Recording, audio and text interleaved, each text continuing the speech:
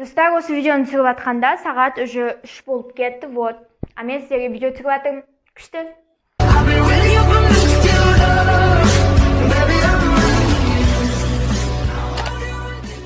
Бәріңе сәлем, сіздер менің каналымда қонақтасыздар. Сол себептен де өздеріңізді үйдеріңде сезіне аласыздар.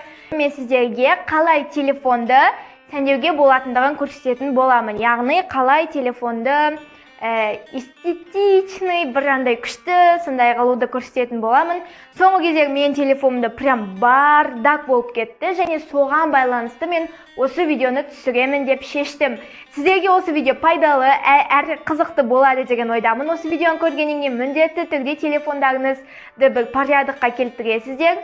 Ал ендеше біз көп сөйлемей, видеоны көп созбай бастаймыз.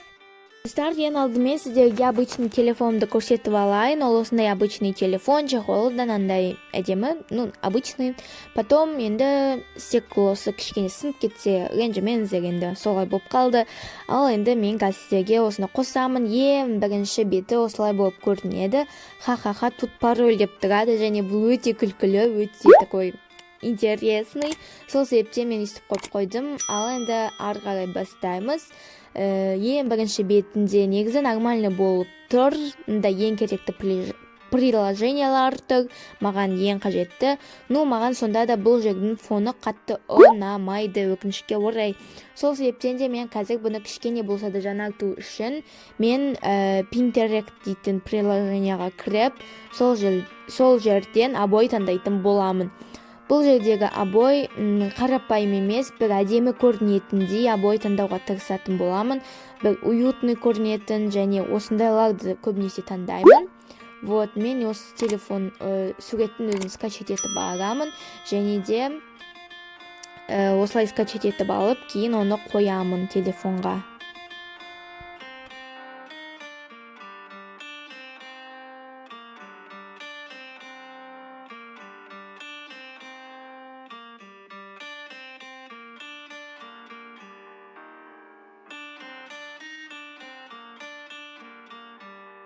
Вот, достар, менде пока что телефон осындай болып тұр. Енді мен бұны тағы кішкене реттестіремін, себебі мына беті нормально болғанымен, мына яқта бәрі айбат, ең керекті заттар тұр, реттеліп тұр.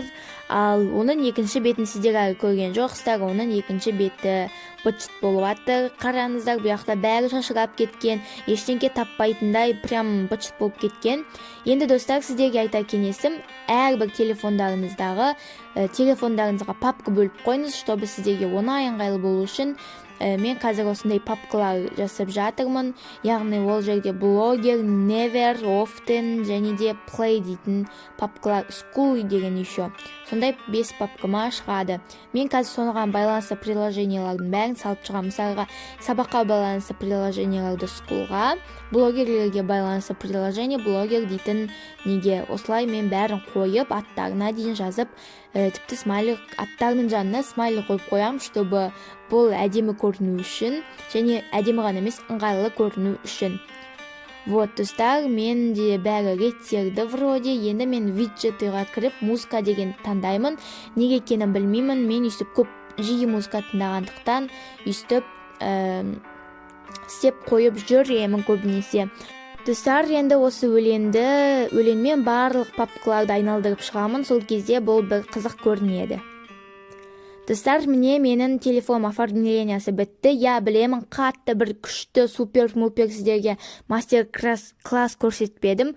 Сонда да бұл более-менее және сіздерге бір пайдам тиді деген ойдамын. Осымен видео аяқталды. Егер видео ұнаса, саусағын жоғары тұрған белгісін басыңыздар, және қоңыраушаны басып қоюды ұмытпаңыздар.